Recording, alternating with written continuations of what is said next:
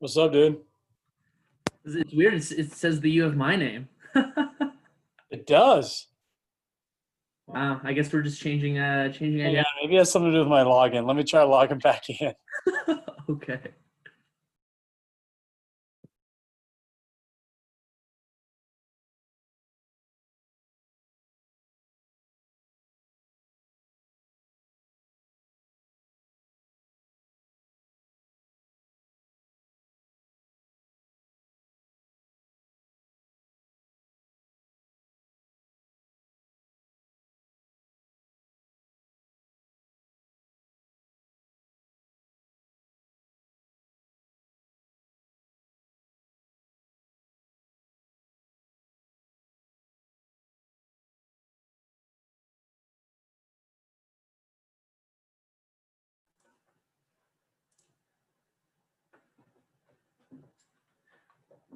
Oh, that's funny. It must have something to do with maybe the link you sent me. Maybe like it's your personal link. I don't know. Yeah, well, it'll work. Yeah. Yeah. Alrighty. We'll give everybody a couple more minutes. Yeah, that's fine. Cool. And then, I've got a bunch of stuff, man. So tentatively, did you want me to go straight for 30 to 40 minutes, or do we want to leave some openings for people to ask as I'm going, or how do you want to do it? I guess it's up to you, Coach. I mean, what do you think is the flow would be best? Some people like to just go all the way through and then take questions at the end, and then others will take them throughout. So it's just for you. I just don't know if it just gets a little boring after a while, me just going and going and going. But Cool. Yeah. No, if you want to give opportunities for questions, and then we can have a designated Q&A time at the end. cool. Cool. Who makes up this group? So, I mean, there's going to be a variety of different folks that join today from across Albuquerque and across the state. And then the actual members of the young professionals is really anybody that's under 40 that wants to become a member. Got it. And your typical occupation is what, like an entrepreneur of some kind, or a little bit of everything? Yeah, it's a little bit of everything. That's one cool thing, is that it's extremely diverse. That, I mean, it's across. We have doctors, we have salespeople, we have marketers. Oh yeah. Cool. Man, everybody under 40. I feel old. No, it'll be good.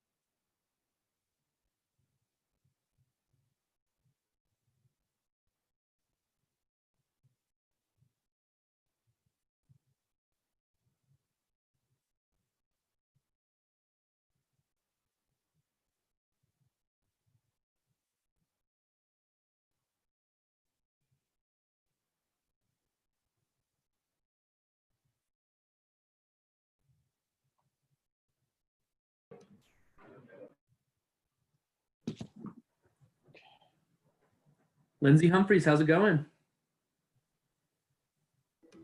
Good, Kyle. How are you? Good. Long time no see. I know, it's been so long. I know. I hear that you're hanging out with this knucklehead that's our speaker today, tomorrow. I am. Nice. I registered for it. I think I'm going to be able to make it. Yeah. You registered. I saw that. That's exciting. Yeah, I'm hoping I can make it.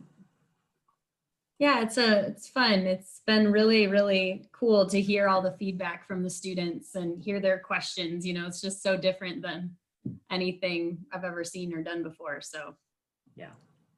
I really enjoy the puppy sleeping on your couch, just in your frame.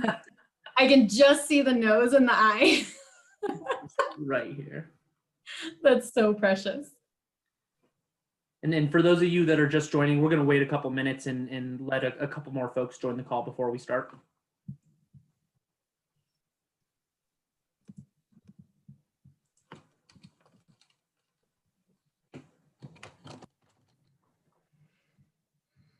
And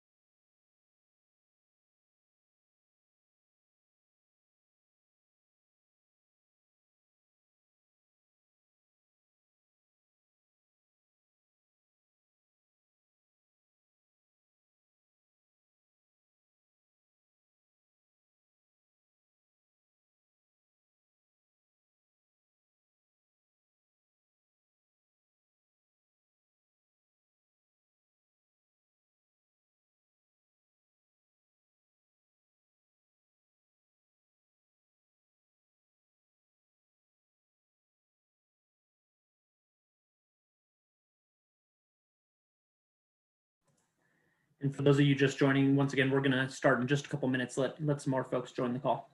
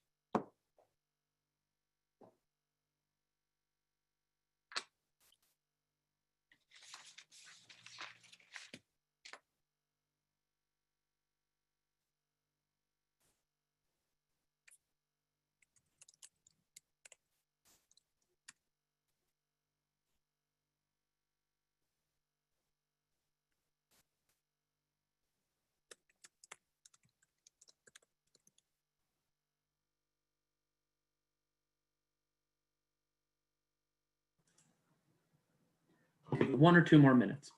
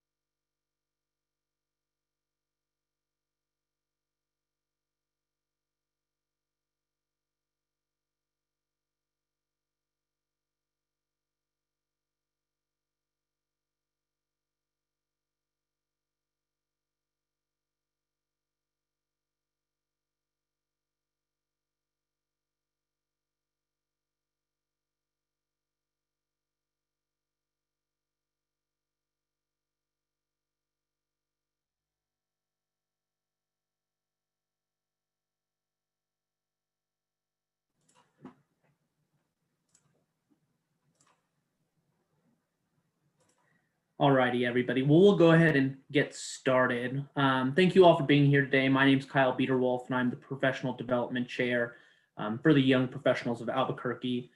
We have a very exciting event today, but we do have a couple housekeeping items that I want to go over real quick. First, we're recording this video, so if you don't want to be on video for the recording that we're putting on the website, feel free to turn your video off now if you don't want to be recorded. Thank you. Today is a special day because it's September 1st and it officially marks off the first day of the new YPA board. And we're very excited to kick off this year with our first lunch with leaders of the board year. Although we can't come together right now for in-person events, the entire board is getting extremely creative with how we're bringing as much value to you as we can. So thank you again for joining us today. I wanted to make sure, and I saw the chat already started going a little bit, but I want to ensure that everyone on this call has a voice in the room. So I would encourage all of you to use the chat feature and to say who you are, where you're from, and where you work. I think that would be a great way to keep connecting, right? Even in this virtual world. Sorry, I keep admitting people while I pop up. But again, you've heard this a million times now since we've all been working from home. Everyone, please mute your lines. I don't want to have to use the powers that be to mute your line during the event. But we will have an opportunity at the end of the event for Q&A. So if you have questions during the event and you don't want to forget about them, I would encourage you to put them in the chat box as well. We want this chat box to be fluid during the event. And if you do put them in, I will make sure that we get to them at the end of the event. People were actually so excited for this event that we already have a couple of questions lined up via email before. So now that we're done with the housekeeping items, now to get to our speaker of the day. So Paul Weir was named the 21st head men's basketball coach at the University of New Mexico in April of 2017, and he's now entering his 4th season as the head coach. In his first year with the Lobos, Weir guided New Mexico to a 19-15 overall record and coached a preseason 9th place team to a 3rd place finish in the league. He also powered UNM to the Mountain West Championship title for the first time since 2014. In his 2nd season, UNM enjoyed its largest margin of victory over a top 10 ranked opponent with a 27-point win against the then undefeated number 5 Nevada Wolfpack. If you weren't there, you missed it because that was loud and it was awesome. Under Weir, the Lobos have broken numerous UNM records, including the record for most points in a conference season with over 1,500, most 3-point field goals made in a single season, 367, most points in a single game, 147, and most points in a conference game, 119. Weir came to UNM after a 10-year stint, including the final year as a head coach with New Mexico State University, and don't worry, we forgive him for that. The last part here that most don't know about Coach Weir is that he has an extensive educational background. Weir graduated with honors, earning his bachelor's degree from York in 2004. He earned his master's degree in health and human performance from Northwestern State in 2005. He added a 2nd master's degree in sports psychology from Iowa in 2010 and a 3rd master's degree in business administration from NMSU in 2012. In February of 2019, Weir completed his PhD from New Mexico State in educational leadership. He truly is a lifelong leader. And with that being said, I would like to introduce Coach or Dr. Paul Weir. It's all yours, Coach. Thank you. I am going to put my name and my email address in the chat box. I get on some of these, and sometimes you guys have questions that maybe you don't feel comfortable asking or just doesn't become the right time and place for it. Please feel free to email me at any point. A month from now, if something kind of crosses your plate and you think, hey, that might be something I want to ask about something that maybe I brought up or we discussed, please feel free to contact me. It's not too much. I'm very, very fortunate to have had the success that I've had and the opportunities that I've had in my career and my life. And I wouldn't be here without hundreds, maybe thousands of people that took the time to meet with me, to respond to my emails, my questions, my interviews. I can't even begin to tell you in my life how many people I've just sat down and interviewed with a legal pad and a pen and asked them as many things as I could for as long as I could get them. A politician, a teacher, a business leader, a professor, a great athlete, a great coach, the U.S. Marines. I could go down the line of any time I got a chance to spend some time with somebody, I wanted to learn from them. And they've impacted me. The least I can do is give back to others in any ways that I can. There might be some things I share that do resonate with some of you. There might be some things that do not. You are young. Kyle was mentioning this is an under 40 group. I am 41, so I'm an elder statesman in here. It's really cool to see all of you and the variety of backgrounds that you come from. And quite honestly, to see all the women on here is amazing. My dissertation for my PhD had to do with women in leadership positions, and I studied a lot of it. I'm teaching a class right now, actually, in the Anderson School, and probably one of my biggest disappointments in it is it's all men. It's all male participants in the class. I'm wondering where the women are, but that's another topic for another day. As Kyle mentioned, my name is Paul Weir. I'm right now known as the basketball coach here of the New Mexico Lobos. I've been coaching college basketball for this will be my 16th year. It feels really old. This will be my 20th year of coaching, going back to coaching a high school team as well before that. I have a wife, and I have two boys, 5 and 2, and I'm now teaching a class, like I said, at the Anderson School as well. And outside of my time with my family, my boys and my family, the rest of my life really is work. I don't have a lot of hobbies. I don't golf. I don't really drink or socialize a ton. I don't really do much outside of my family and my work.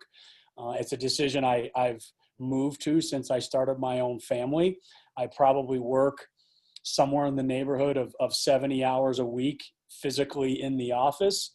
And then after kids and everybody goes to bed at night, I'm another probably 20 hours a week on a computer, watching film or getting back to emails and trying to just organize and stay as ahead of things as I possibly can. So my time now is a little bit unique in that I'm not traveling. I don't think really many of us are. So the last 6 months I have been home kind of living that Groundhog Day life. But prior to that, I did spend a lot of time on the road recruiting or traveling for games. And I was never gone for extended periods of time, but I would be gone for shorter durations of higher frequencies at different points of a year. My trajectory to where I'm at now, as I've reflected on it, thought about it, understood it, to people kind of in your position or situation, has been about work. I've tried to outwork people my entire career. I was born and raised in Toronto, Canada, and kind of came here not knowing anybody and realizing that whatever I was going to make out of my future and career as a coach was going to have to come from myself. My dad wasn't anybody famous. I didn't have a big Rolodex of a network that I could lean on. No one was going to hand me anything. And the only way I could do it was to just basically outwork people to become better than them, somehow, some way. With that, it's become kind of the number one core value of our organization or any organization that I've been in charge of. And it's something I always find myself kind of going to. It's what I call my teddy bear. Greg Jackson, who works with a lot of, famous fighters here, talks about teddy bears in their preparation for fights. And, in opposing fighters, the things they do and whenever they get tired or they get fatigued or they're overwhelmed or they're in a position of fear. And I think we all have that. We all have things when maybe in work, things aren't going the way that we want. We're in a moment of failure. We're in a moment of stress. Maybe we're losing confidence. And what do we do in those moments? And I think we all kind of act authentically to who we are, and mine is work. If I feel like we're not doing well or I'm not doing well, I just double down and work harder. Now, not everybody is that way. Some people go the other way. Some people get away from work and try and avoid it. Some people will go into, physical routines to kind of handle that anxiety or stress. But for me, it's kind of always been work. Now, for probably the first time in my life, I've gotten somewhere. I've gotten to a level of competition and a level of competency that hard work isn't enough anymore. It was enough. It was enough for the first, 13, 14 years of my career. I could just outwork people. And I'm sure you guys are at different points in your career of what you're trying to accomplish. And for the most part, particularly at entry-level jobs, and particularly as you're working your way up the ladder in an industry, in a field. Work can get you a lot of places, and it got me a lot of places. When you get to the top, when you get to that top 5%, 10%, 2% of who you're trying to compete against, maybe individually or maybe organizationally, the hard work eventually will reach a limit because everybody works that hard. And you get up there and you realize, okay, this person's going to put in the same amount of work I can. Now what's going to separate us? And that's where a lot of these other variations of ourselves as people, variations of ourselves as leaders in the organizations that we're in, they become a lot more important than they were previously. And sports in particular, the field that I'm in, has an amazing ability to give you immediate feedback. You know, you guys might be in some fields where you're working on something, but you're not going to receive feedback for 24 months, 36 months, 48 months. In sports, you get it almost daily, or you're getting it much more frequently than in some other areas. Now, there's a downside to that, and that's something that in my profession I have to deal with as well, and that sometimes you're getting feedback and you're getting results on things that it is too early. And it might prompt some, or even me or whomever, to make a decision on something, and it's just too early in its timeline. So, you know, for instance, I might have a great basketball team, but maybe we don't win the first couple games of a season, or we go through a stretch where the results on the scoreboard aren't where we want. That doesn't mean it's necessarily time to give up on something. So that's a little bit of in my profession, something I have to battle with is, you know, how important is this feedback or result compared to a bigger picture of where we're trying to take a team or an organization as a whole. And for me, I'm a much more process-oriented person anyways. In education now, it's kind of, you know, discussed as a growth mindset, and trying to get people to embrace the day-to-day and the growth process of whatever organization you're in or whatever you're trying to do as an individual. So I'm kind of wired that way anyways. I was always forced to, in a way, and I didn't learn what process or growth mindset was until after I kind of found myself already doing it and going, oh, okay, that makes sense. That kind of aligns itself with me. So the results aren't really what drive me anyways. It's more about kind of the process to get there. So that's something that I'm also battling with as well, you know, internally trying to get people to embrace a growth mindset, a process orientation of things, but also realizing that there are results pouring in on a daily basis that can really have people in my organization go down a certain road that I don't want them to go down. You know, we may have a player who I feel and he feels is a very, very talented three-point shooter, but maybe after the first few games, or maybe after a certain amount of feedback, those results aren't giving him that confidence to keep doing it. Those can be problematic because I'm sitting, hey, don't worry about those shots, but everyone else around them is kind of hounding them on that. So that's something that I deal with, that I'm sure you guys all deal with in much different layers or different levels of how you kind of have to work through that. And then even myself trying to now evolve from, okay, it's not just about outworking everybody. It's about taking kind of that next step to it. I've learned a lot about myself now that I've kind of bumped up against this roof, and how I need to adapt, how I need to transform to maintain success against better competition, against people that are better than me, just as good as me, older than me, wiser than me. What can I do now to kind of shrink those gaps? And you learn a lot about yourself. You learn a lot about people around you and life. Coupled with that, I think we can all acknowledge here lately, our society is spinning very rapidly, and change is moving much quicker than it used to. Social movements, things that are going on in our society, what might start as something we discuss at the water cooler, 10 years ago would be something that got brought up at the water cooler 6 months later. Now, something that we discuss I keep saying water cooler. I apologize for keeping to use that reference. But again, something we discuss all of a sudden within 48 hours is on CNN, and it's a movement. And it's something that if you haven't taken the time to educate yourself or learn about, you're compromising your own ability to lead, because you're walking into a room of something that gets brought up. And if you can, as the leader, be able to discuss that with the people in your organization in a very well thought out and rational manner, you can get canceled pretty quick. And canceled's a strong term too, but you can find yourself on the bad end of something very swiftly.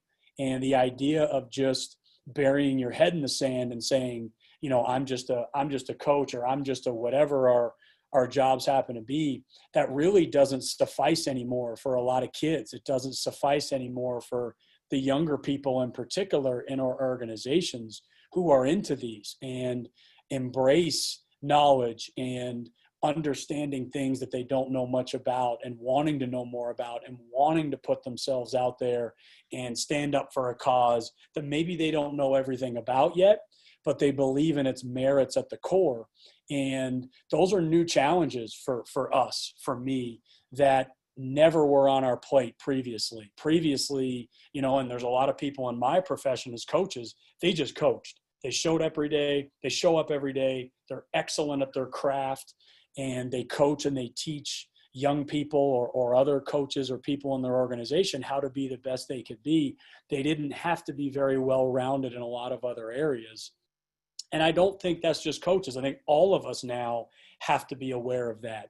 I think if you own a car dealership, a real estate organization, whoever it is, and you have people in your organization that are talking about these topics now that, again, are spinning so quickly in our society, it behooves you to be able to have a mature conversation about these topics with your employees before they start to look at you a certain way and go, okay, well, what does that mean about you? Who am I working for if you're not going to be able to maybe not agree with their values, but at least be able to talk about it in a way where you've taken the time and the interest to understand where they might be coming from. So I think when you couple kind of the challenges that I was talking about before of just what I'm dealing with in my own career path, and then now you kind of bring in and merge what's going on in our society, which is very real, it becomes a big challenge.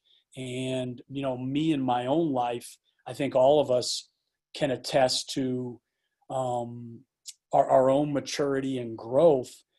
I would not have been able to handle the microscope that some of these young people are under with their social media and with their feeling to involve themselves in a lot of these things that are going on. They're still trying to figure that out. Whether they know that or not is, you know, to be seen, but they're still trying to understand where all that fits into their own life goals and their own values. And I was nowhere near that at that age. So now to be in a leadership position where I'm maybe starting to get a feel for those things, yet also manage young people who are throwing themselves in the middle of that, is an exceptional challenge and something that we all have to take more time to do. And me in my own career, never really watching people spend time on those other things outside of what we do on a day-to-day basis.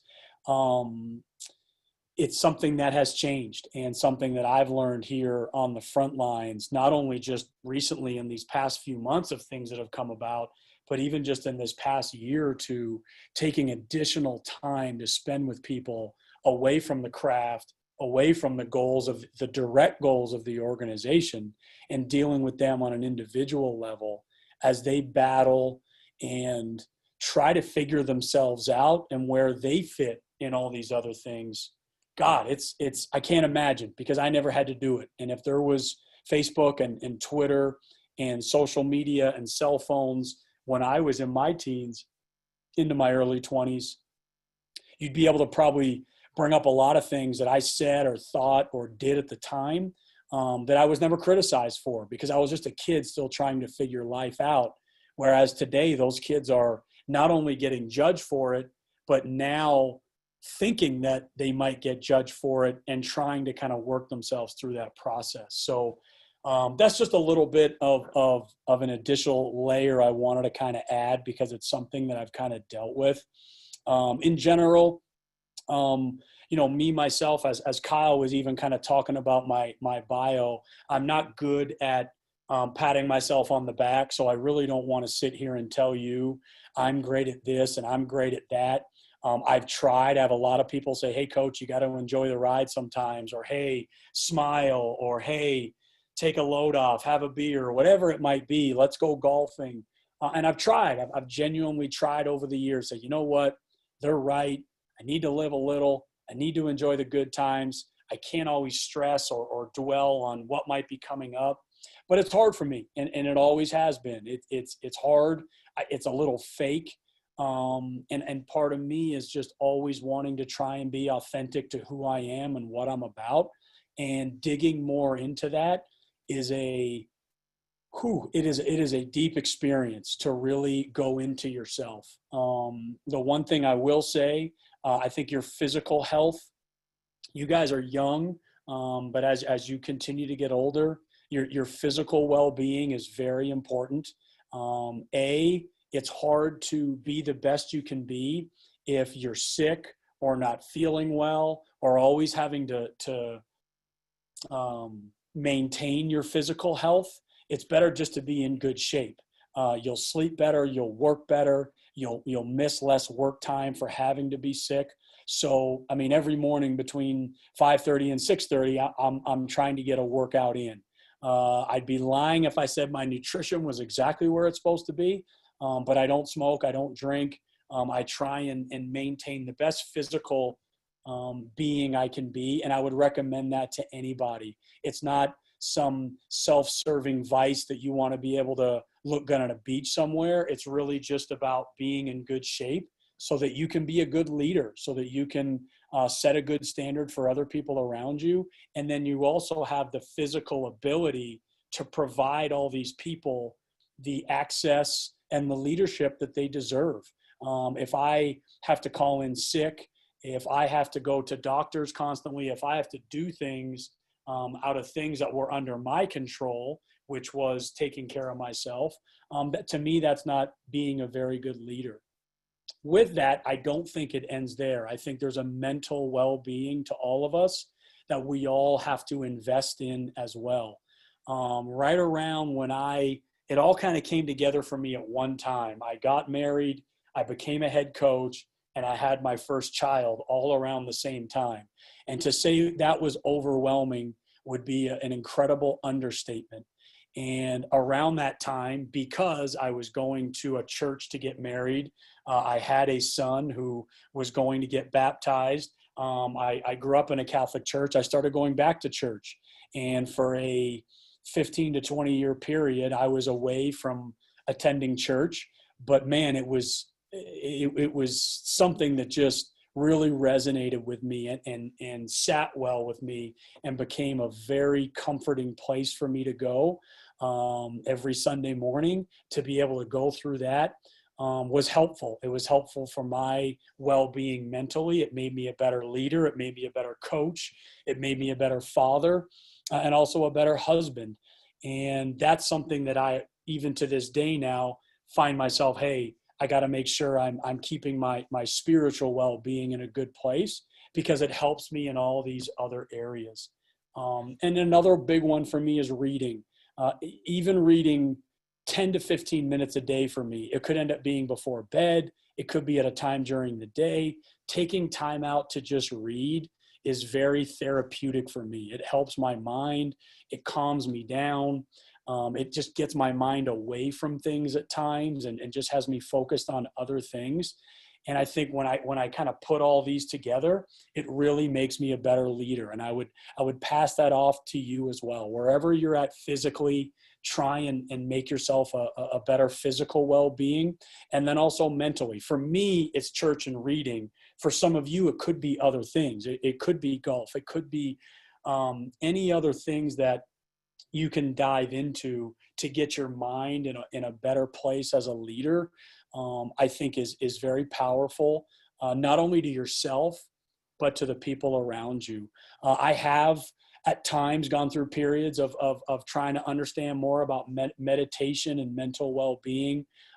There's an app on my phone called Headspace. I've used it different times, but those are things I've just tried here and there to see if they've moved the needle for me. And there are times I'll go through phases of things that are helpful, but at the end of the day, reading, church, and just, continuous exercise have been the best for me. I'll just share, and I realize this is going online, so there are things I like sharing and things I don't like sharing, but just I'll share the best way I can, because this does sometimes compromise other people and things. So I'll be vague, but as direct as I can.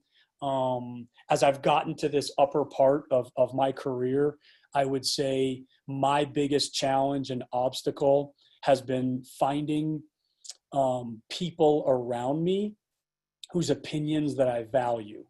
And I'll walk my way back a little bit. My career path was really just out working people, and I worked as hard as I possibly could. I was the first one in, I was the last one out.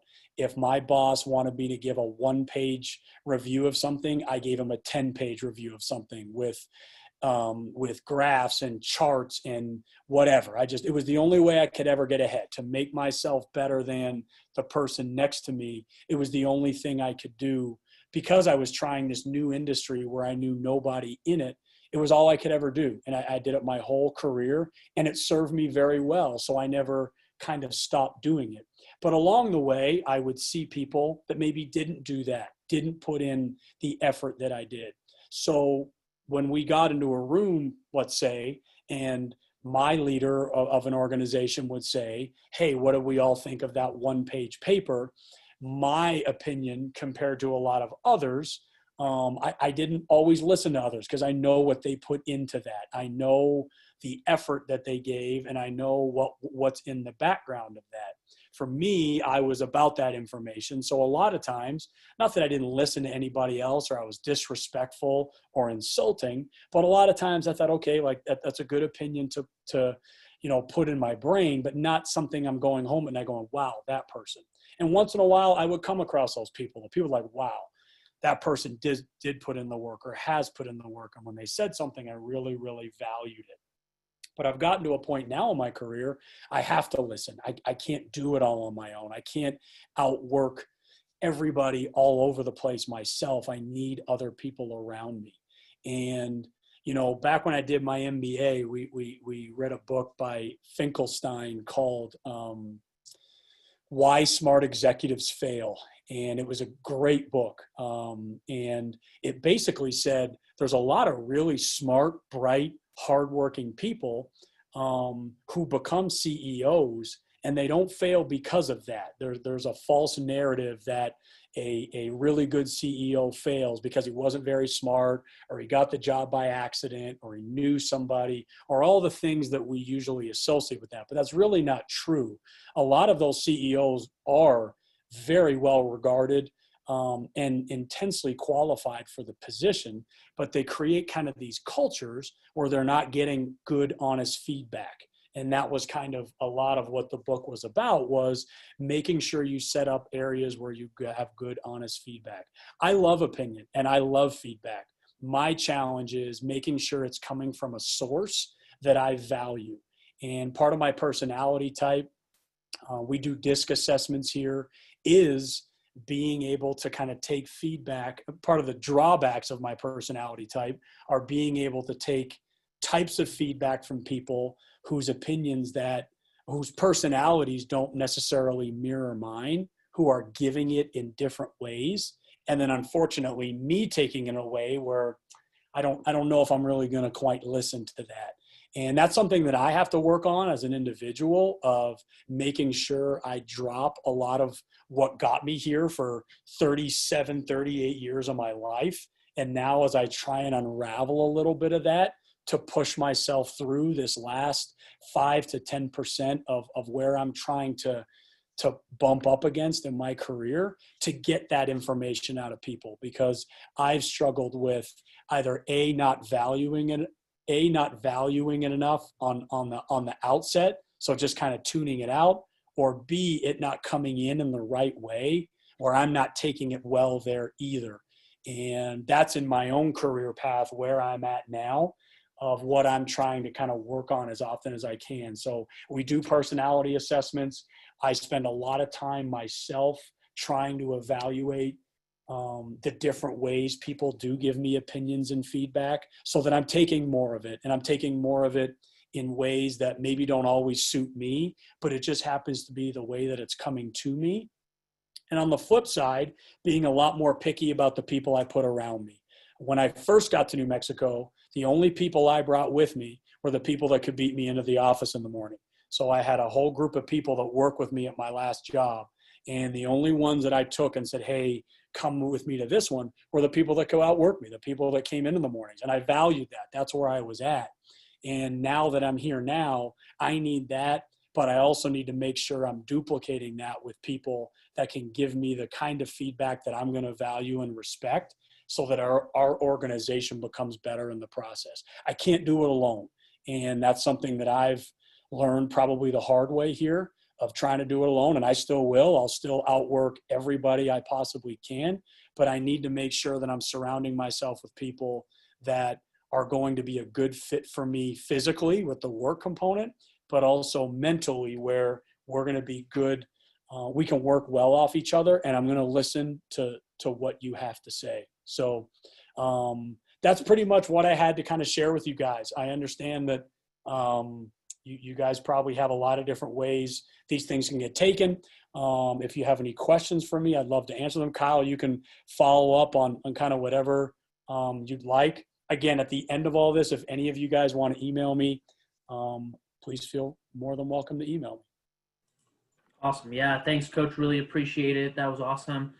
We'll go ahead and move into Q&A now, and I'm actually going to send it to Joe Archuleta first. Joe had written in some questions via email. So Joe, go ahead.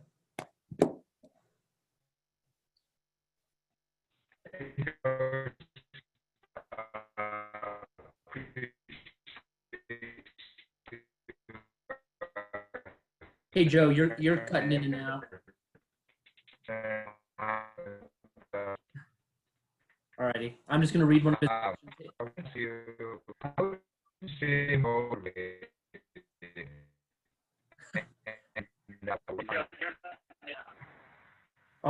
Alrighty. Hey, Coach. So what type of characteristics do you look for in players, and how often are those characteristics detrimental to success, and how often do they lead to success? That's a great question. That's one of the things that I would say is ever evolving. I think every coach, I mean, we have our own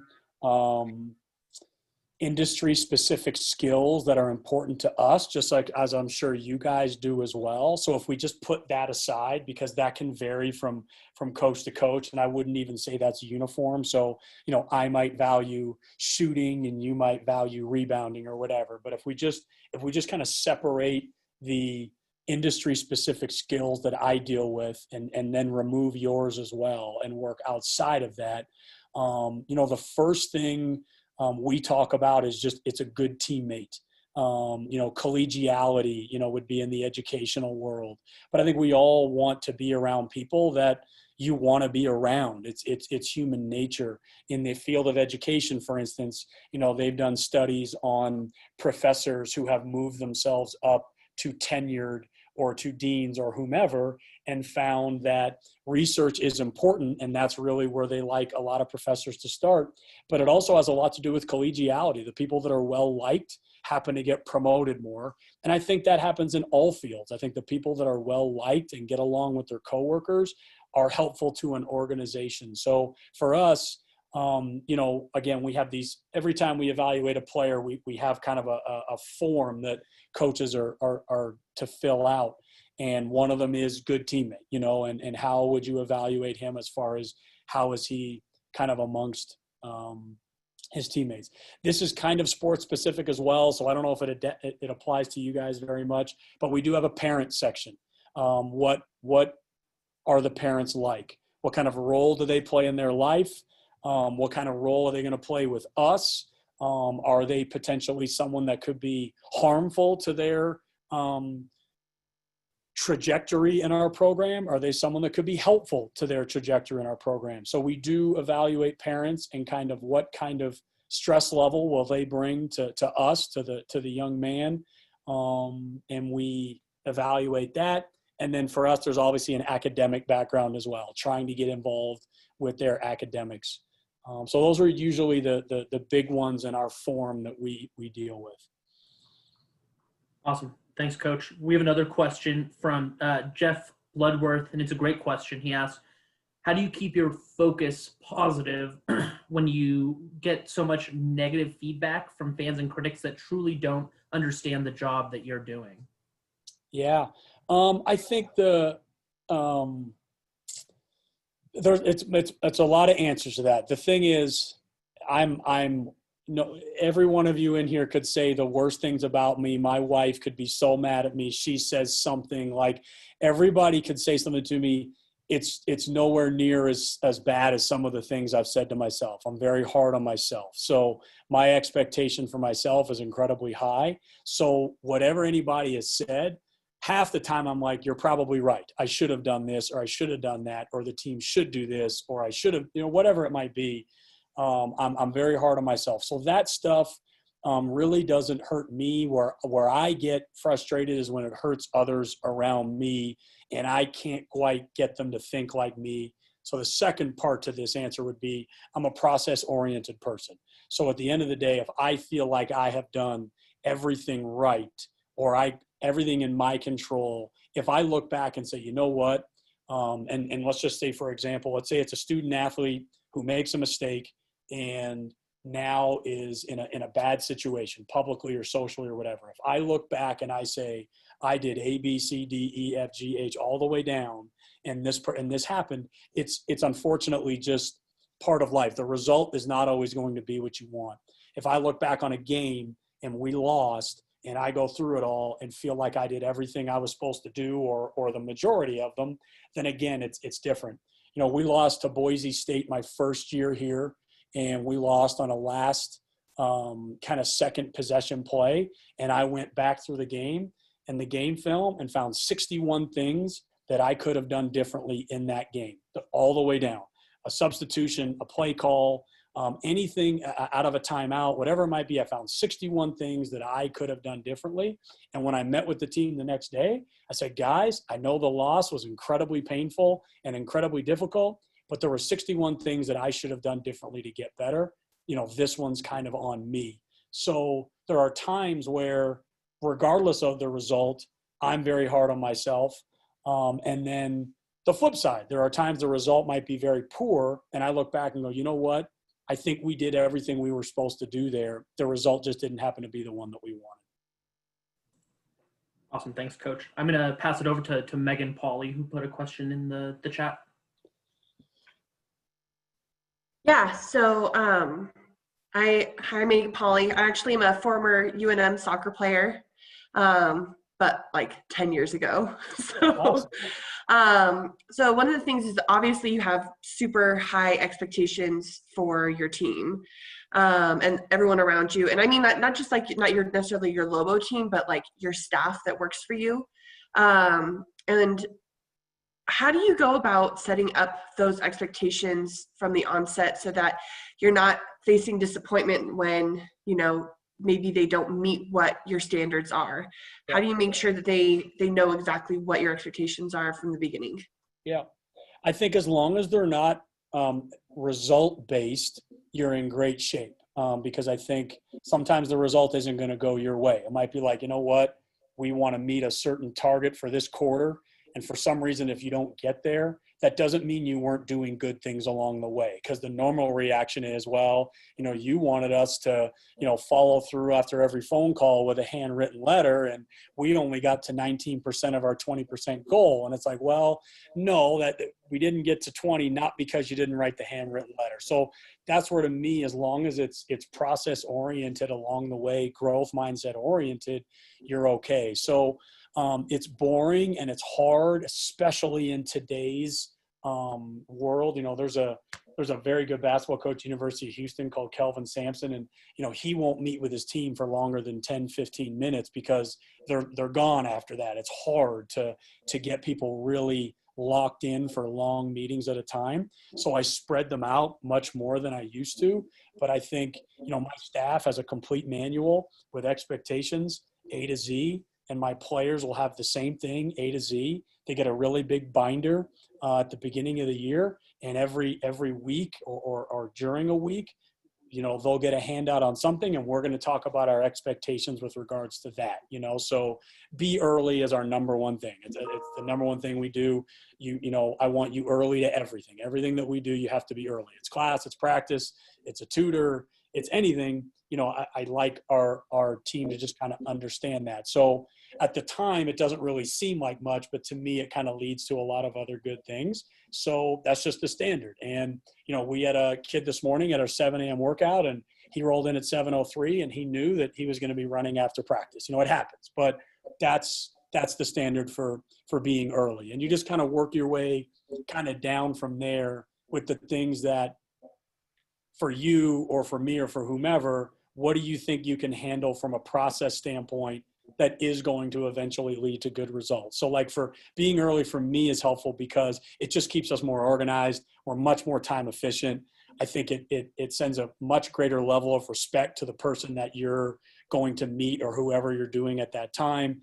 If we're in a business meeting and we start at noon and then Kyle walks in at 12:15, it's like, okay, well, who's going to catch Kyle up for the last 15 minutes? It just spirals from there. So to me, being early is a very simple rule that if we all apply, can make our program that much better. And then just kind of working your way kind of down the line from there with a series of just kind of expectations. For us, there are a lot of performance oriented with regards to sleep and cell phones and this and that. But in every you guys are your experts in your field. I'm sure there's things that would lend themselves very well to good results. So I don't know if that helps, but that's kind of how I look at it. I like the binder idea. Yeah. I mean, he used to be a coach here, Steve Alford. He played for Bobby Knight at Indiana, and it was something he'd always done. And when I became a head coach, it was something I've always done. You have this notebook. Every time you show up to a meeting, every time you show up to anything, you open up your notebook, you take notes. We're going to give you handouts, something, and then it just kind of stays as a good refresher to keep reminding them of the things you want them to do. Mm-hmm. Love that idea. Thank you. Yeah, thanks, Megan. We'll go next to Lindsay Humphreys. Okay, can you hear me? Yep.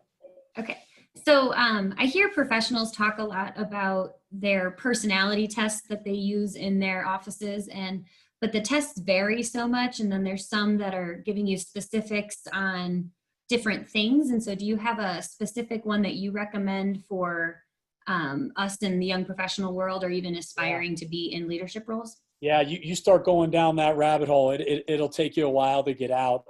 I just use DISC because it's very popular and there's just a lot of information on it. So you might have the greatest personality test imaginable and you just created it, but unfortunately there's 20 of you, and I'm not smart enough to know the differences in all of them. I think the DISC has its limitations, but I think like a lot of evaluation tools or instruments we can all use, as long as you know the fallback going into it, at least that gives you, I think, a good balanced evaluation. And we've used this for our players and for our staff. There are definitely drawbacks to it, but I just felt like it was the safest, probably just the safest, most reliable one for me anyways. Excellent, thank you. Awesome. Thanks, Lindsay. We have a couple more email questions, but I'm going to do a quick scan. Anybody on the call have any questions? Feel free to come off mute if you do. Hey, I have one. I was just typing it up, but I will save the time doing that. Hi, Paul. My name is Erin Scott Adams. I'm a software developer at RS21. And my question for you is about making the most of your time efficiencies. It seems like you really have mastered that in terms of really getting the most out of the hours in the day and getting everything done that you're trying to accomplish. So I just wonder if there are any specific strategies that you could recommend to us. It seems like maybe you don't spend much time on social media. You get up at the same time every day, work out. So any specifics would be great. You know, I'm really lucky. And I say lucky, maybe I'm not lucky. This just happened to be my upbringing, but both my parents were immigrants. So both came to the country. One was from England, so spoke English. My dad was from the Ukraine, couldn't speak any English. But when you grow up in an immigrant household the way they did, those things were never an option. You know what I mean? They all they were told was go to school, be successful. There wasn't really a lot of room. They came to this country for opportunity, and that's all they were kind of focused on. And then they passed that along to me. So you know, I was the last one of all my friends to get a cell phone. I was the last one of all my friends to be able to go out. If curfew was midnight for everybody else, it was 10 o'clock for me. Like I was just kind of I grew up in a immigrant-oriented household of strict rules and discipline, and there wasn't a lot of fun. And my dad was not that kind of a guy. He was a farmer and had a very simple life and didn't drink or smoke or party or anything. He just worked and spent time with his family, and that was kind of passed on to me. And I didn't even really know it. And I think as I've got older in my career, that's just something I've always just kind of had in me. I have an ability to, you guys are all going to Buffalo Wild Wings after work for a couple hours. I have an ability for some reason to say, you know what, guys, I think that's awesome, but I got to go home and I just won't be able to join you guys tonight. And that just gives me, even though that's only 2 hours at Buffalo Wild Wings, at the end of the day, it's probably 20 when it's all said and done, because maybe I'm getting more sleep. Maybe I'm not drinking alcohol. Maybe I'm doing all these other things that are going to allow me to be more successful as time goes on. And I think those things all kind of compound themselves, because even if today I'm going into work out and I've only got 20 minutes, maybe it's only going to be a 20-minute workout today. It's not going to be the one I want. It's still going to kind of set me up for the next workout or set me up for the rest of the day. And I think those good habits just happen to compound themselves. Social media, and I'm going to say it was 3 years ago, 4 years ago, I really wanted to go to bed one night. And I remember, and I'll never forget it, because I got into my bed and it was sometime around 10:30 or so. And I was like, man, I can't wait to go to sleep tonight. I'm so tired. I haven't slept in days. I'm gonna sleep well tonight. Like, you know, those days you can't wait to go to bed. And I get on my phone. And by the time I was done with everything on my phone, the Twitter, the this, the that, it was about midnight. And I sat there going like, I'm screwed again. Like, now I got to get up again early in the morning. This was supposed to be my night to get caught up on sleep. And I just totally blew it. And that was it. The next day I deleted everything. I deleted Facebook, Twitter. I think that was all they had at the time. So it was only Facebook and Twitter. The things that are cool now they didn't even exist back then. Instagram and Snapchat and all that stuff. Or they did, I just didn't know they existed. So just kind of cutting those things out. Golf, I have a pair of golf clubs sitting in my office right now. They're kind of motivation, because I'm not going to take that time away from my work and my family to go golfing right now. And B, I still have a lot to accomplish in my career, and I don't really want to go and enjoy the golf when I still have kind of these things to accomplish. So I'm just trying to stay focused on the task at hand and be the best I can be. I'm not perfect by any means. I make mistakes all the time with regards to time management, but I think just trying to get myself back as quickly as I possibly can. I tell our players that all the time. You know, they may have a bad day. They may have 2 bad days. They just can't turn that into 4 or 5 or 6 or 7. You know, if they have a really bad day, maybe nutrition wise or sleep wise or academic wise, it's really not the end of the world if they just bounce back the next day and kind of make up for it. The issue is when you start to compound those days. So if I go through a bad stretch of not eating properly or not working out or not doing the things I want to do. It's just about trying to get yourself back and kind of resetting yourself as quickly as you can. I don't know how Charles Rath is at that. I gotta find out what his management style's like. Time management style. Thank you. Yeah, thank you. Next, we'll go to Jenna Espinoza. Hi, Coach. My name's Jenna. I'm an attorney, but on the side, I coach high school cheerleading. And I feel like, I don't know if I'm old fashioned. I'm like you, I put my phone away, I get up early, I work out, blah, blah, blah. I just feel like this younger generation doesn't really have that work ethic. So how do you motivate your athletes to, I guess, sort of grind and stick to it and be dedicated? Man, it's the bane of my existence. Number one, we collect cell phones on the way in and don't give them till they go out. So right now, when they come in, whenever they're going to come in for something, we collect cell phones, we put them on a table, and then when they're here, they're here. Because I don't know how it is with you, but if any of our guys bring a cell phone into something, they're back to that every chance they can get, and it really disrupts their practice, their flow, their focus. They're all over the place. So anytime we can kind of get them away from their cell phones, when we travel on the road, we usually take them the night before a game. So maybe at least that night before, the morning of, we can kind of take them away from that. That's number one. And then number two, the best example I can give, and I've given this to a lot of people, when I was younger and trying to get a job or trying to whatever, and I'm sure you guys all hire people all the time. If a person walked in and they were early and they were dressed well and they spoke well and they were going to put in a full day work without telling you they were sick or this or that, I'm not saying it was the norm, but more people were like that. And you had to separate yourself with something else.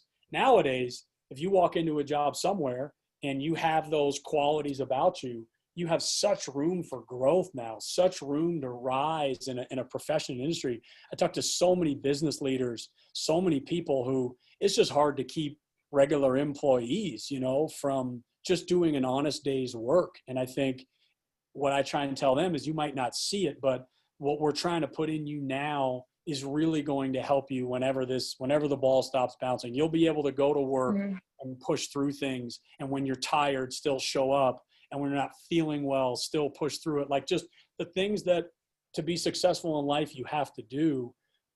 It's unfortunate that the bar has kind of dropped so low with that, just the minimum expectations. But I also think it gives a lot of young people who can embrace that great opportunities in life that maybe didn't exist, previously back when we were growing up. Thank you. Yeah, thank you. Awesome. Thanks, Coach. Next we'll go to Kristen Fox. Hi, Paul. It's nice to virtually meet you. The question that I have for you is, what do you think, in your opinion, is your biggest change or impact that you've brought to the Lobos or, UNM?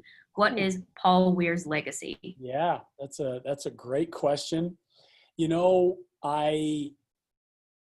I have always tried to do new things.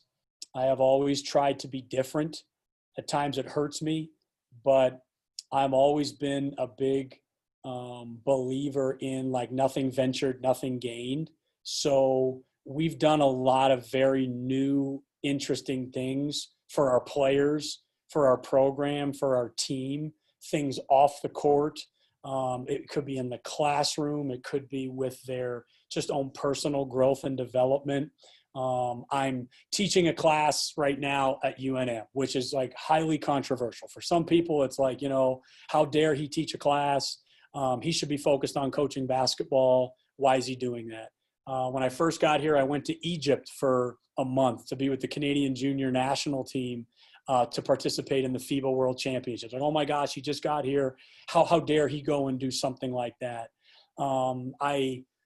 My first year here and part of my second year, I believe too, our starters were based on like a statistic. And again, it was challenging the norms and everyone was like, oh my God, how dare he do that? So I'd like to hope that in the midst of all of this, there's definitely some things that I've tried that I would never try again.